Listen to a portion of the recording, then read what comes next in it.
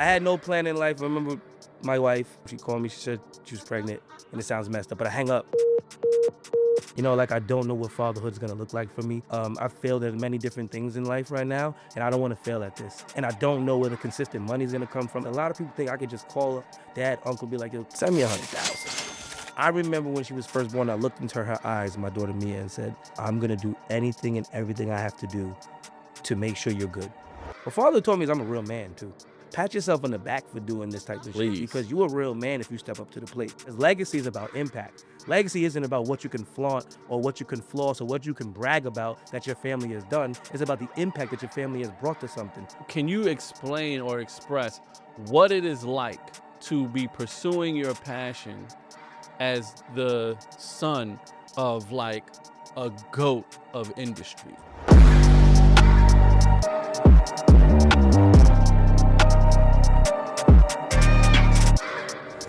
What up? Welcome to another episode of the Rap Dad Show. I am your host, Esteban Serrano, and my next guest is someone that needs no introduction, hip-hop royalty, amazing father, entrepreneur, media personality, artist extraordinaire. You know, the list can go on. You're giving me everything. Thank you, man. I appreciate the love, man. But above all that, you're a rap dad. Yeah. And I come from a rap dad. You come from a rap There you go. dad. All right, so I'm going to give you some history real quick. I was the producer at TRL when you and your family Wow, really? the TRL. Yep. Those TRL moments were always so special to me. Come on. Because those are the moments that I think I realized and noticed that I was actually a celebrity, right? Hello. I was actually a star. Going to those type of spaces, because I used to watch those spaces on TV. And then now being on MTV,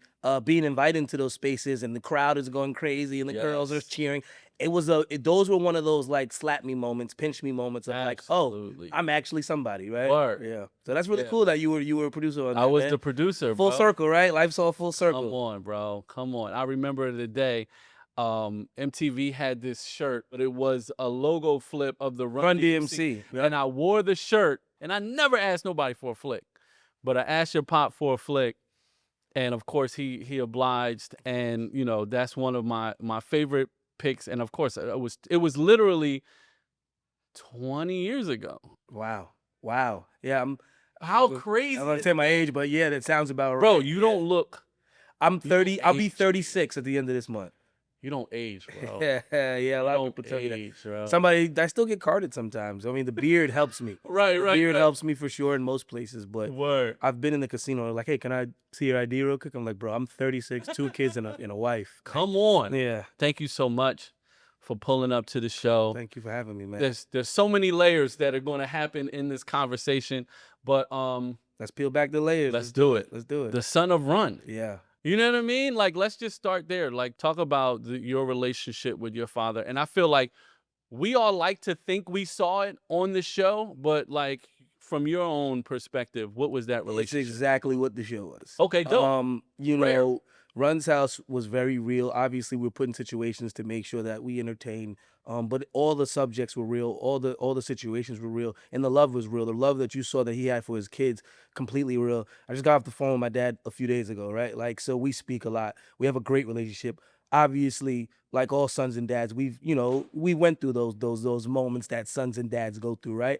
But that's my guy. That's my guy. I've always looked up to him. I've always wanted to be him, you know, and I think that's the most important part when, you know, being a dad. If you have a son that's looking up to be like you, then you've succeeded. And that's always, you know, that's since I was younger. Like, you know, probably why I chose the career paths I chose early was trying to be like dad, right? So yeah, we have a great relationship, and he has a great relationship with all his kids. He's really that guy that he was on TV, advice all the time, right, and you know, checking in on us and just making sure we good, you know what I mean? Like, and not even like financially, we all take care of ourselves, but like making sure that he's present, and he's very present as a grandfather as well to all his grandkids. So like, it's just dope seeing like my daughter go over there with her cousins, and like he's FaceTime me and they're like in Toys R Us or something. He's like spoiling them, right? But it's a good feeling because it's like, you know, we're a tight-knit family, and that's always how he's kept us, and it remains to be that way. Run was a father figure to a lot of us, you know, out there, and some of us who didn't even have fathers. seeing how he made fatherhood look so fly, so fun. You know what I mean? He made family time like an adventure. Like nothing was boring or corny. And that was always my favorite element of the Cosby Show. Was like, oh, I got to teach my son this lesson. Yep. What's the flyest way? What's the most fun way I can teach this lesson? What was one of your favorite lessons that you learned like in a fly way from your pop? Yeah, back in the day when I was younger, I used to want to be like this really big rapper, obviously, right? And I just couldn't, But by the way, all of us did. right, right. But anyway, I continue. couldn't kind of quite figure out the code of like how to get a hit record and stuff like that. And just I used to kind of like just be so down about certain little things. And one thing he taught me was like stop chasing things, let things come to you.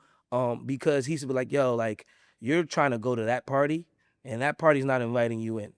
Create your own party and have people come to you. And that's something that sticks with me now. It's like I never go into spaces where people don't want me there, or if I don't feel welcomed or loved there. I'm only going to spaces that I create that I feel safe in and that people could come into my world and and give me that love and positivity. So like those are one of the lessons that I think always sticks with me is like, yo, stop chasing things because so really universe, God, whatever you believe in, Right. is gonna align things perfectly the way that they're supposed to Absolutely. be. But when you're trying to rush and chase things, you're actually blocking a lot of different blessings because you're chasing things that may not be for you. You Right. know what I mean? So that was one of the best lessons I think my dad's taught me. He's taught me so many lessons. Like I've said this multiple times, like taking a shortcut in life gets you cut short in life. Like that was something he always taught me in high school. Right.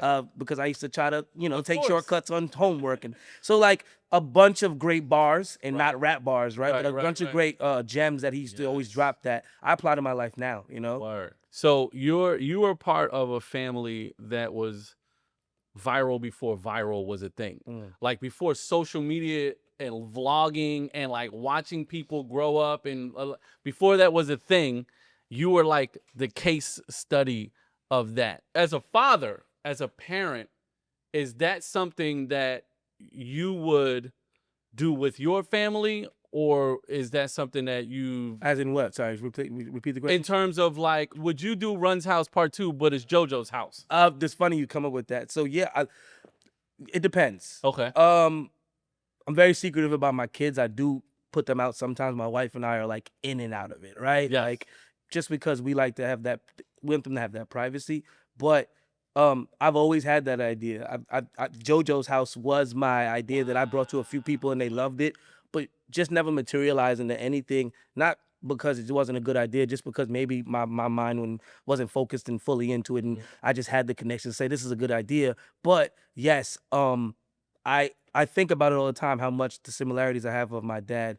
And even the household of how fun and funny and cool my household is yeah, I think if the right opportunity ever came and my wife wants to do it and wants to put the kids on it because that's most important, then yeah, I'd be totally open to doing a reality show. Not just for the check, but to show people what I got going on, and honestly to bring back that feeling of real black family, real black love, a real dad showing up for his kids. Although I'm traveling, I'm making money, I'm an entrepreneur, but I'm there, right? I'm showing up. I'm waking up every morning with my kids and I'm dropping them to school. You know what I mean? I'm picking them up when I can. Today I can. I'm at this meeting, right? But they know mom's gonna get them today, right? So like I want people to see that. And that's one of my things that I push with even my podcast and my For Good stuff is like, and I say it all the time, it's like I want these young dudes to see that there's not only one type of guy to look up to, right? Yes. There's a bunch of different guys to look up to, and you can still be cool. Like I like what you said that my dad made it look cool to be a dad. That shit fly. And that's what I always kind of like embodied is like I'm a fly ass dad. Like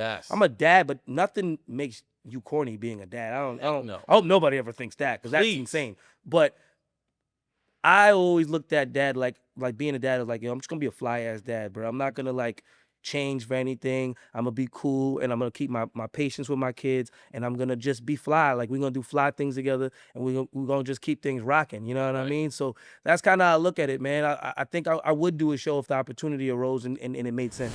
Heard the voice or the face, made the choice. Young Money Militia's own Corey Guns, and you tuned into the Rap Dad Show. Yeah. All right, I want to get your opinion on something, right? Because I feel like you can relate to this. So this year especially, we've seen LeBron and Bronny and that situation of like, nepotism, or, Bronny is not LeBron. And then we've also seen Deion Sanders and his sons thrusted into the spotlight, pursuing their dreams and their passions. Their fathers are Hall of Famers, GOATs. You know what I'm saying? Can you explain or express what it is like to be pursuing your passion as the son of like a GOAT of industry? It's hard, but I before I get that to give you that answer, I want to ask you a question. Mm-hmm. Now, let's say those opportunities were there for Shador and Bronny, and they decided not to take them because everybody said, "Oh, you don't deserve it." What would we say then? You guys are stupid. Yeah, Why wouldn't 100%. Why wouldn't you go play the sport? Right. The chance is there for you. The Right, opportunity is right. there. Your dad worked hard for that, right? So that's why I always give people that question. It's like, well, what if they didn't take it and they had the opportunity? Wouldn't you look at them like they were dumb? Right. So they're passionate about a sport and they have the opportunity to play the sport that they're passionate about, watching their dad play, another thing, because everybody wants to be their dad, and you're mad that they're getting the opportunity to prove themselves. That's crazy to me. You know what I mean? Super crazy. But- I agree. And now to piggyback and answer your question is, it's very hard trying to live up to a Hall of Famer, and I know that for sure, like the pioneer. The right? pioneer. Bro. So, and my sisters say it too. It's not just if I want to rap, it's hard. It's Right. if I want to do anything, it's hard. Anything. Because also our uncle is Russell Simmons, right? Come on, yes. So it's hard it was hard for me and my siblings to kind of find our footing without. And Angela and I talk about this in my podcast in the last episode of saying like, we have to bring value to any room, because it's only giving, oh yeah, we love your uncle, we love your father, we respect the Simmons name, but all right, go on your way. Like, you know what I mean? Right. And it's very hard getting people to take you serious. It's very hard having people understand that you really are not trying to be a Nepo baby, like they call it. Like, you actually are trying to be somebody in life. Like, would they rather Bronny, Shador, and us just sit on our ass and just hope that money came our way? And by the way, that doesn't happen. My dad doesn't do that. Like, Right. we work extremely hard for every dollar we make. Me and all my siblings, like, take care of our own. I pay my own bills. I got my own kids. They go to private school. So it's like, and all of that is funded by my hard work and what I've been able to make happen out here, right? Absolutely. So would you rather, you'd be mad if we sat there and sat on our ass and collected a check, Right. and you're mad that we're trying to chase something that we're passionate about?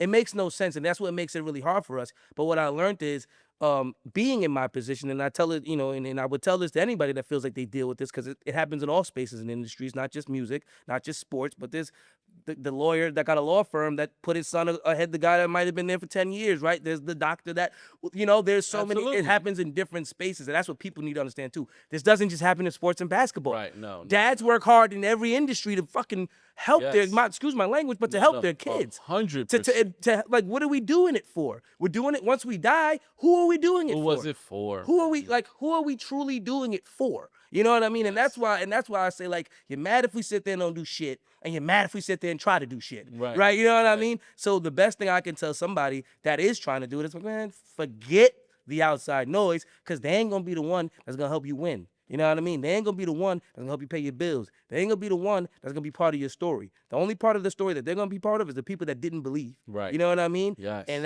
that's just how I feel about people with the whole nepotism thing, and the you only got this because of this. Or, yeah, okay, good. I did get a little advanced because my father worked a little bit harder. Cool. But what I do with it is what matters. Yes. I can squander that away. There's been so many kids that have squandered away legacies. 100%. We're not here to do that. When you understand that you have a legacy to build upon and you're not trying to squander it, you should respect that kid for trying to keep that legacy on and popping. Because once Reverend Run and Russell Simmons are gone, we want to make sure you still remember the Simmons legacy and the Simmons last name, for other than something that happened 40, 50 years ago.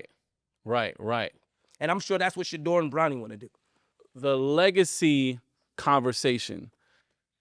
Did it happen between you and your father? How does it happen between you and your kids? My father and I have never spoke about, I won't say that we have never spoke about legacy. He's always let me know that I am his legacy. He's always let us know that we are his legacy. But we don't speak about carrying it or improving it. My father's big on us just being happy.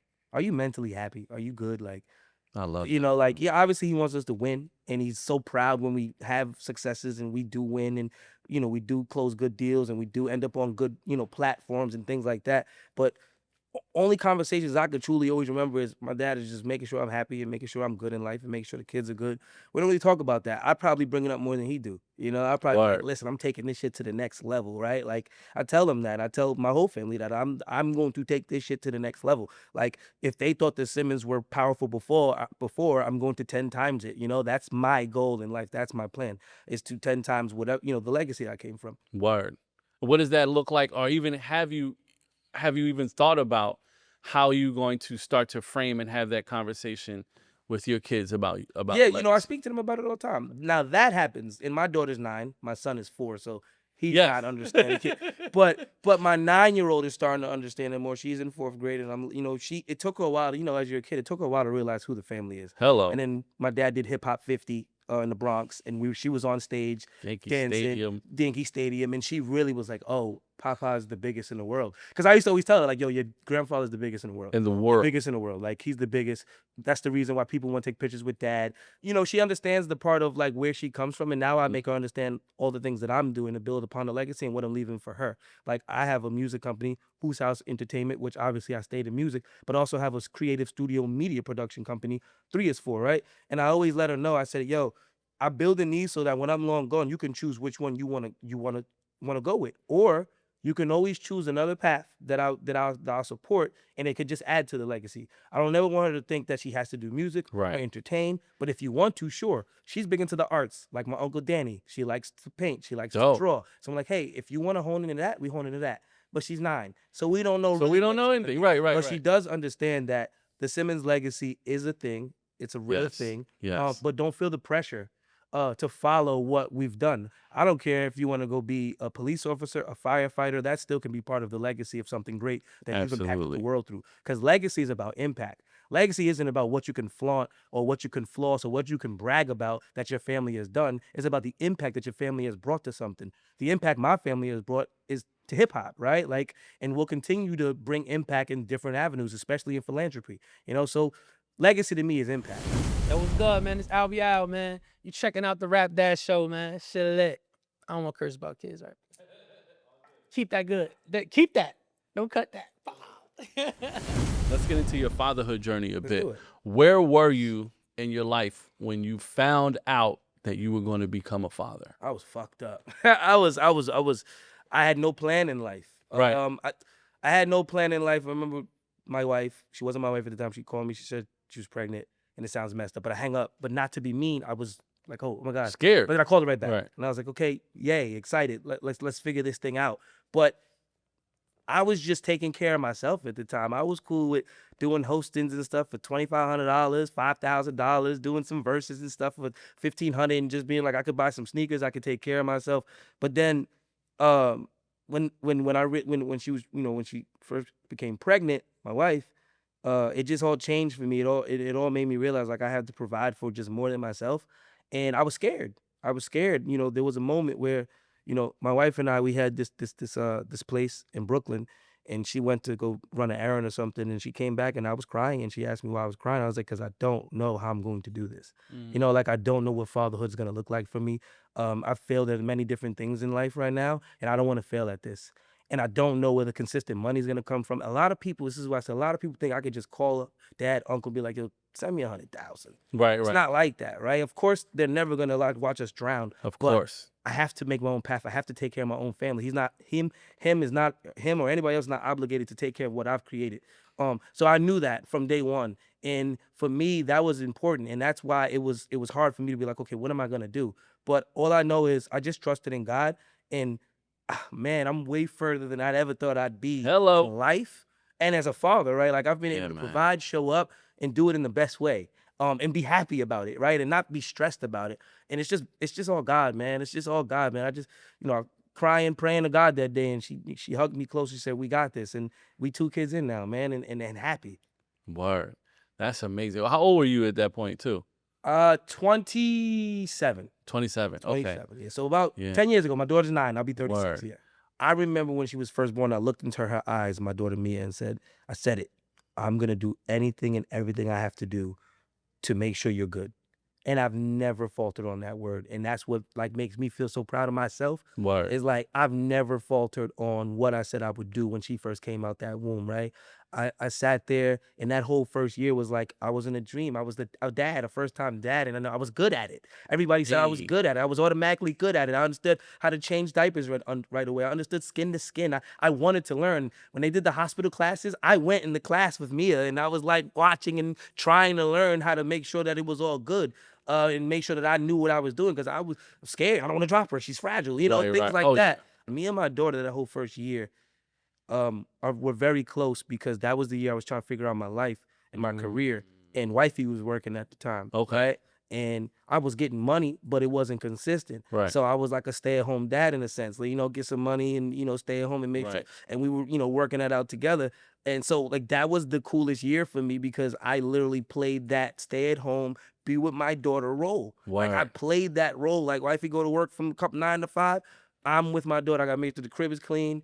Hopefully dinners, you know, some dinners on the table. Right, Like, right, right. like I played that whole thing. And that's what made me also realize that, like, bro, that shit ain't just a woman's task. That's a teamwork thing. That's a whoever could get it done, whoever got the energy. You know what I mean? Like, and that's why we blessed Yeah. now. That's why my wife don't work now, and I could provide and I could take care of her and do everything I need to do for everybody. Because I feel like God blessed me because I was willing to do that. I wasn't Word. pushed back. I think a lot of men be pushed back. Like, what? Yeah. I gotta be in the crib with the baby, feel like a bum essentially. Right, like right, feel like I'm right. not really getting, even though I was providing. Like I was Right. definitely still getting money. I was definitely still hustling the best I could. But that was, you know, that first year was the coolest year. That first year really mended me and my daughter's relationship. We're like best friends, and I always say, my wife always says, like, it's because of that first year. Like it was just Word. you and her all year. Like you know, Y'all locked in. you all she knew. You know what I mean? And not that she's not close to her mother, Right. but like that's my dog. And you know, girls love their dads. And Always. Yeah, yeah. that's yeah. my dog, though. Mia's my. Word. That's my dog right there. That's I my love homie. that, man. I love that. So, how did you mentioned that sometimes your dad will FaceTime you and spoiling the kids, but how did your relationship dynamic change when you became a father with you and your dad? Not much. He just Okay. always tells me that he respects me and he loves the father I am, and I'm a better father than he was at my age. And not that he was a bad father. Of course but not. he realized We saw something. He said, I traveled a lot. So where was I for some of these things that I'm seeing you doing with yours? And I said, don't worry about it. I get it. You were providing, you were doing what you're supposed to do. But that makes me feel good that he could be like, shit, sometimes I feel like, like you doing this thing better than I did it a little, back in the day. And not to say, once again, we all saw great. Right. My father's the man. He's the greatest Go, father. yes. He loves us, but was a very bit. He's run. Come He on. was on tours. Yes. He was on the road. So that's not like something he could control. That was Right. like, y'all want Jordans and nice Yeah, houses. yes. Like, so I gotta, so, I just love hearing the fact that every time he sees me, he's like, yo, man, you're just such a good dad. And, my mom and my stepmom, they just, my sisters and just everybody. He's not the only one that tells me. So that's what keeps me going. What? Not to say that I need that to be a good dad. No. Because I'm going to be a good dad regardless. But it does make a good dad feel good. Come like, on. To get that praise and to feel like, Come hey, on, I am doing this. I am doing it right. I'm showing up. I'm not just letting things fly by me. I'm not just like living in the motions, right? Right. You can be just living in the motions of being a dad and just be like, yeah, I'm present, I'm here. But like actually being involved is a way different task.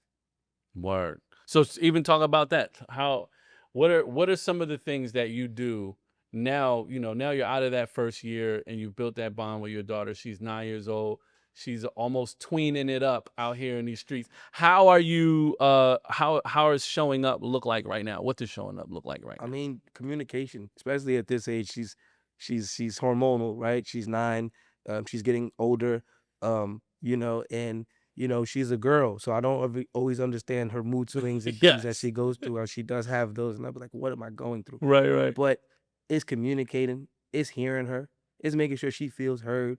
It's some of the things that probably a lot of kids we didn't get as kids. It's like most of the time it was like whatever dad and mom say is it. Yes. And not to say that she don't have to listen, but like we hear her, we communicate her, we listen to her. We, what's wrong today? Are you okay? You seem a little down. Things like that. And me making sure that as a dad that I'm always paying attention to her, and making sure that she knows that I know she's the most beautiful little girl in the world. She's the smartest girl in the world. Because I never want her to grow older and look for that in another man. So I That always have part. to constantly remind myself, like, did you love on your daughter enough today? That Because I don't ever want her to just be like searching for that ever. Right. Like it's right here, always. Hey man, what's going down, man? It's Matt So Creamy. You locked in the Rap Dads. What did you learn about yourself once you became a father? I feel like fatherhood is a mirror. What did it reveal to you? Like almost like you said, what I learned is I love a good challenge. That's what I learned about becoming a father is like I took it on. I was ready to take it on. I remember I wanted to be a dad, even though I said I was scared earlier in the episode, but I still wanted to be a dad. I Right. wanted that responsibility. I felt like I had no responsibilities before that. And I was yearning for responsibility. And, once I had my daughter, I felt a sense of responsibility and I felt a sense of pride and I felt a sense of like purpose. Word. Right? Like, okay, this is what I'm doing it for. If not for myself, then do it for my family, do it for my Word. daughter, do it for my wife. Like, and that's what really father taught me is that like, what father taught me is I'm a real man too. And I know it's hard, That you part. should never call yourself a real man. Other people should tell you it, but like pat yourself on the back for doing this type of shit Please. because you a real man if you step up to the plate. Now I want to just play a game with you. Let's wrap this up with this game. This game is called First and Last.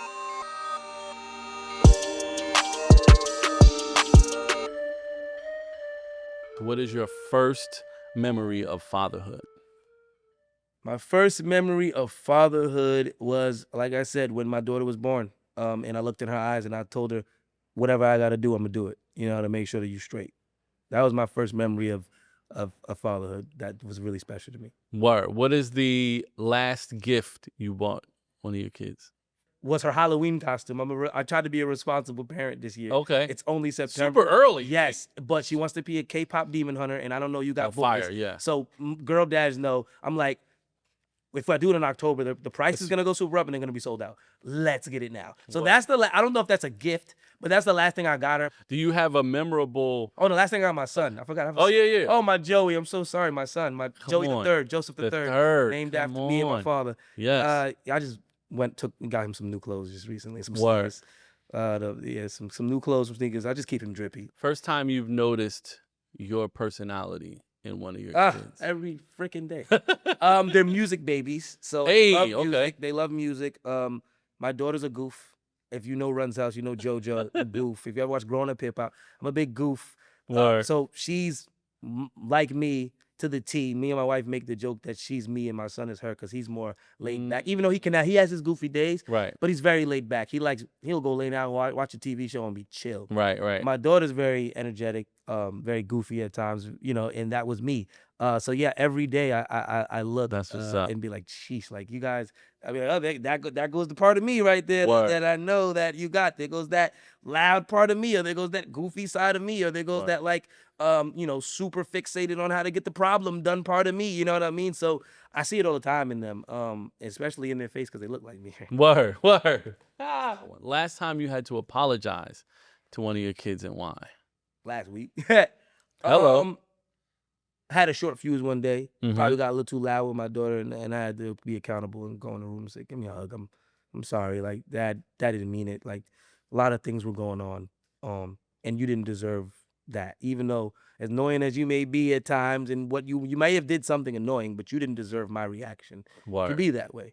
And me and my wife are both learning that like sometimes it's okay to say sorry to your kids when you know you're wrong, because as parents, we're like, I don't gotta say sorry. Like even though deep down you know you're wrong, it's like I don't gotta say sorry. They'll be fine, because kids they will be fine, but we don't know if they're fine. That may sit with them, and I want to make sure that never sits with mine. There's something else that you said that reminded me of a conversation that I had with my father.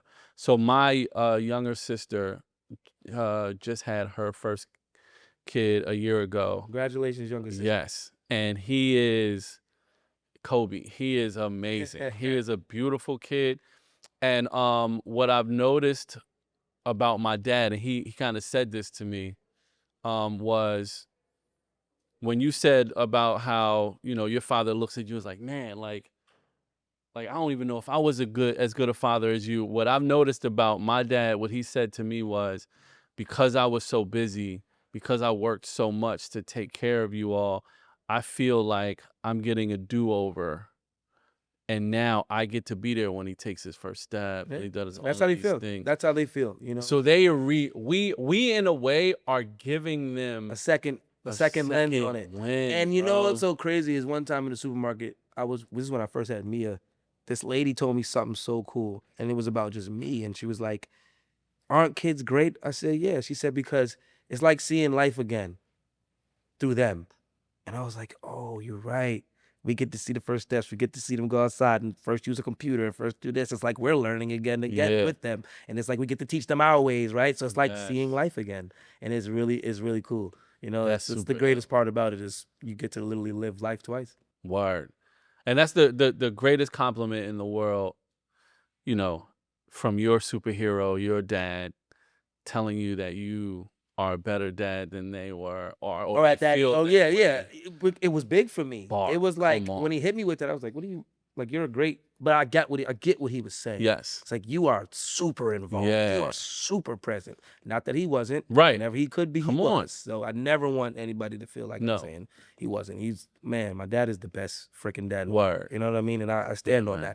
that. And I hold them. You know, I hold that. Like I couldn't ask for a better dad in the world, man. A race run DMC, a race Right. all that, and that dude is my guy. I love my dad, man. I just check on him some days.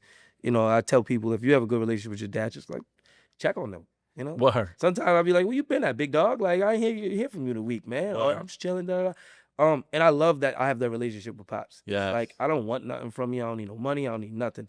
I love you, bro. Like you good.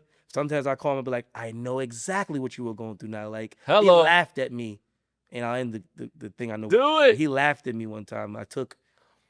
Last summer, I took my family, Angela and her son, Vanessa, her daughter. We all got a big house in Orlando. And I went, I got the house, I set it up, I got everybody out there. And we're doing Disney and all that. My dad's trying to get in touch with me out there. And I'm like, "Dad, you gotta wait a minute. It's just so hectic." I got it. He's like, you feel it now? And he hangs up. And I'm like, "Oh, you are such an asshole, bro." Like, Yo. he's like, "You feel it?" He's like, "I love it. You feel it now? Huh? Yeah, exactly what I was going through. Talk to you later. Love on. you." And he hangs up. And I'm like, those are the cool moments of understanding, like, okay, cool. Like, Yo. he knows, like, okay, yeah, bro, you get it. You in the fire right now. Right, yeah, you're right. So it's a cool. Those are the cool conversations that we get to have. In my sister's like, "You're just like Dad. Like, look at you, you're so stressed out like that." And, you know, it's fun. And in a sense, I love the comparison when people say it. Come Be on. like, "Yeah, I am. Yeah, Word. he's a good dude." So yeah, Word. I'm not getting compared to a piece of shit. You know. Come on. So Yeah. I'll be like, "Yeah, I am just like him." But sometimes I'll be like, "No, I'm me." You know, Right. out of shell, but inside it feels good. No, for sure. To the for guy you sure. looked up to, people are saying, Yeah, man. "You act like him. You Word. move like him." That's all I ever wanted. Yes. You know. That's beautiful, bro. That's beautiful, man. Thank you so much for your time. Thank you, my brother. Your I wisdom, your appreciate this journey, bro. conversation. Come on, man.